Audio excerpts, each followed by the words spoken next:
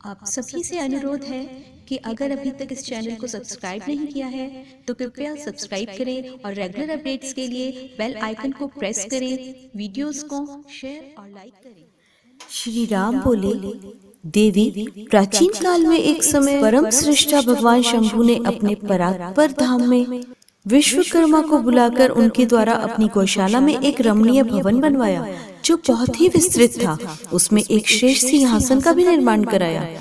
उस सिंहासन पर भगवान शंकर ने विश्वकर्मा द्वारा एक छत्र बनवाया जो बहुत ही दिव्य, सदा के लिए अद्भुत और परम उत्तम था। तत्पश्चात उन्होंने सब ओर से इंद्र आदि देवगणों, सिद्धों, गंधर्वों, नागादि तथा संपूर्ण उपदेवों को भी शीघ्र वहां बुलवाया। समस्त वेदों और आगमों को, पुत्रों सहित ब्रह्मा जी को, मुनियों को तथा अप्सराओं सहित समस्त देवियों को, जो नाना प्रकार की वस्तुओं से संपन्न, आमंत्रित किया। इनके सिवा देवताओं, ऋषियों, सिद्धों और नागों की 16-16 कन्याओं को भी बुलवाया जिनके हाथों में मांगलिक वस्तुएं थीं। मुने वीणा, मृदंग आदि नाना प्रकार के वाद्यों को बजाकर सुंदर गीतों द्वारा महान उत्सव रचाया। संपूर्ण औषधियों के साथ राज्याभिषेक के योग्य द्रव्य एकत्र किए। प्रत्यक्ष तीर्थों के जलों से भरे हुए 5 कलश भी मंगवाए। इनके सिवा और भी बहुत सी दिव्य सामग्रियों को भगवान शंकर ने अपने पार्षदों द्वारा मंगवाया और वहां उच्च स्वर से वेद मंत्रों का घोष करवाया। देवी, भगवान विष्णु की पूर्ण भक्ति से महेश्वर देव सदा प्रसन्न रहते थे, इसलिए उन्होंने प्रीति युक्त हृदय से श्री हरि को वैकुंठ से बुलवाया और शुभ मुहूर्त में श्री हरि को उस श्रेष्ठ सिंहासन पर बैठाकर महादेव जी ने स्वयं ही प्रेम पूर्वक उन्हें सब प्रकार के आभूषणों से भूषित किया।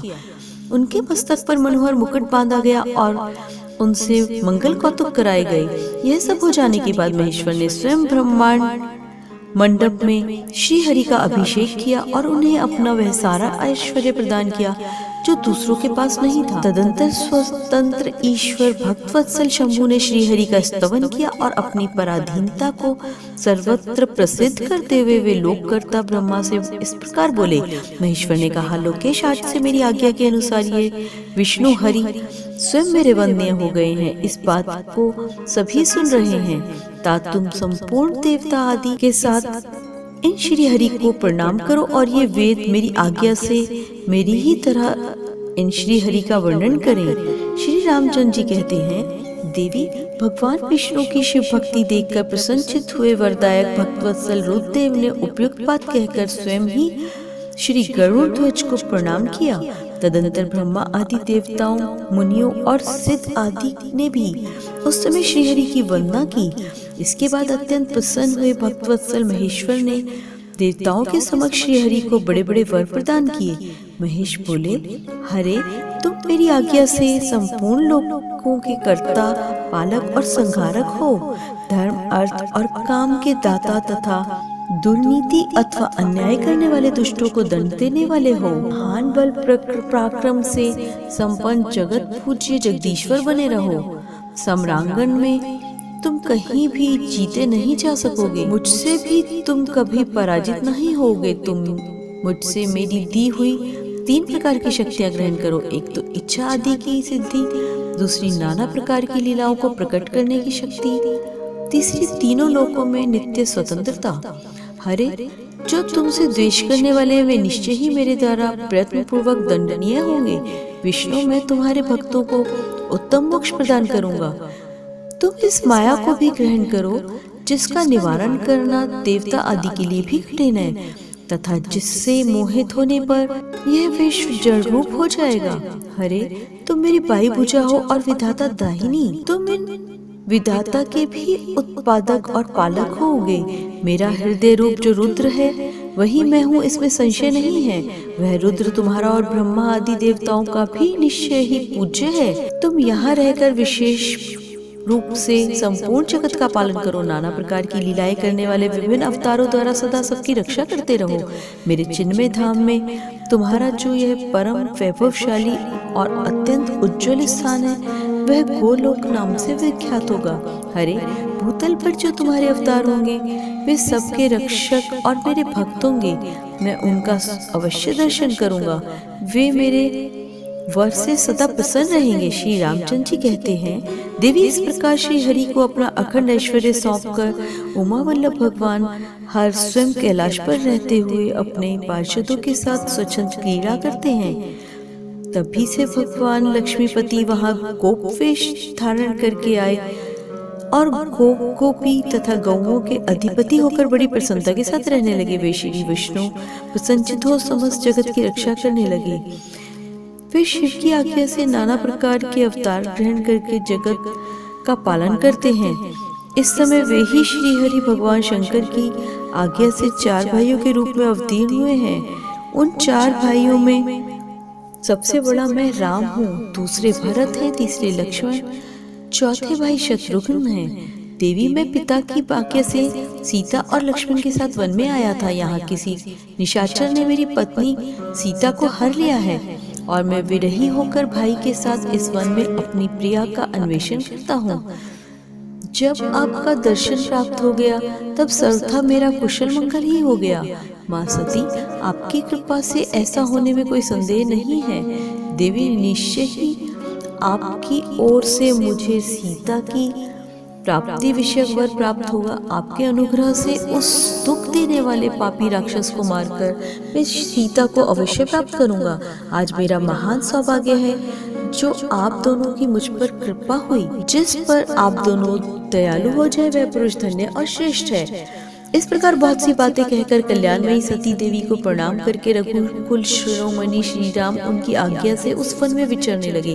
पवित्र हृदय वाले श्री राम की यह बात सुनकर सती मन ही मन शिव भक्ति परायण रघुनाथ जी की प्रशंसा करती हुई बहुत प्रसन्न हुई, पर अपने कर्म को याद करके उनके मन में बड़ा शोक हुआ। उदास होकर शिव जी के पास लौटी। मार्ग में जाती हुई देवी सती बारंबार चिंता करने लगी। मैंने भगवान शिव की बात नहीं मानी और श्री राम के प्रति कुत्सित बुद्धि कर ली। अब शंकर जी के पास जाकर उन्हें क्या उत्तर दूंगी। इस प्रकार बारंबार विचार करके उन्हें उस समय बड़ा पश्चाताप हुआ। शिव के समीप जाकर सती ने उन्हें मन ही मन प्रणाम किया। उनके मुख पर विषाद छा रहा था। वे शोक से व्याकुल और निस्तेज हो गईं।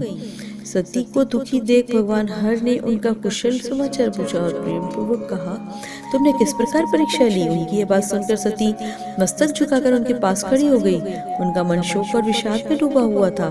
भगवान महेश्वर ने ध्यान लगाकर सती का सारा चरित्र जान लिया और उन्हें मन से त्याग दिया।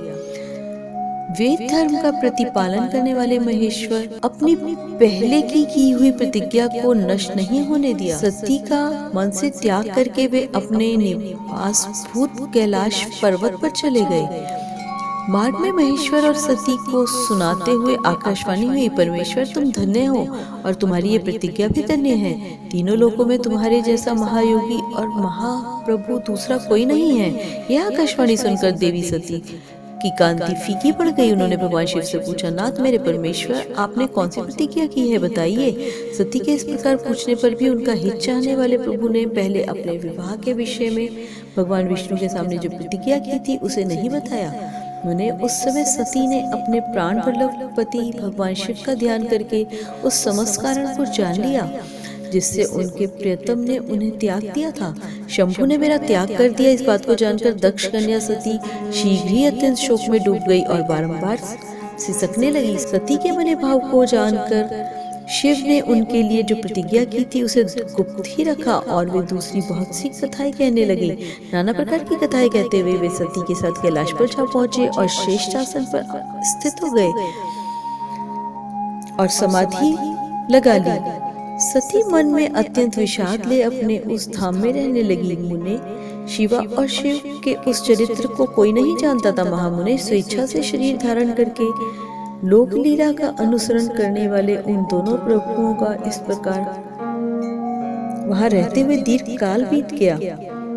तत्पश्चात उत्तम लीला करने वाले महादेव जी ने ध्यान तोड़ा। यह जानकर जगदम्बा सती वहां आई और उन्होंने व्यथित हृदय से शिव के चरणों में प्रणाम किया। उदार चेता शंभु ने उन्हें अपने सामने बैठने के लिए आसन दिया और बड़े प्रेम से बहुत सी मनोरम कथाएं कही। उन्होंने वैसी ही लीला करके सती के शोक को तत्काल दूर कर दिया। वे पूर्ववत सुखी हो गईं। फिर भी शिव ने अपनी प्रतिज्ञा को नहीं छोड़ा। तात परमेश्वर शिव के विषय में यह कोई आश्चर्य की बात नहीं समझनी चाहिए। मुने मुनि लोग शिवा और शिव की ऐसी ही कथा कहते हैं। कुछ मनुष्य उन दोनों में वियोग मानते हैं, परंतु उनमें वियोग कैसे संभव है? शिवा और शिव के चरित्र को वास्तविक रूप से कौन जानता है? वे दोनों सदा अपनी इच्छा से खेलते हैं और भांति भांति की लीलाएं करते हैं। सती और शिव वाणी और अर्थ की भांति एक दूसरे से नित्य युक्त हैं। उन दोनों में वियोग होना असंभव है। उनकी इच्छा से ही उनमें लीला वियोग हो सकता है।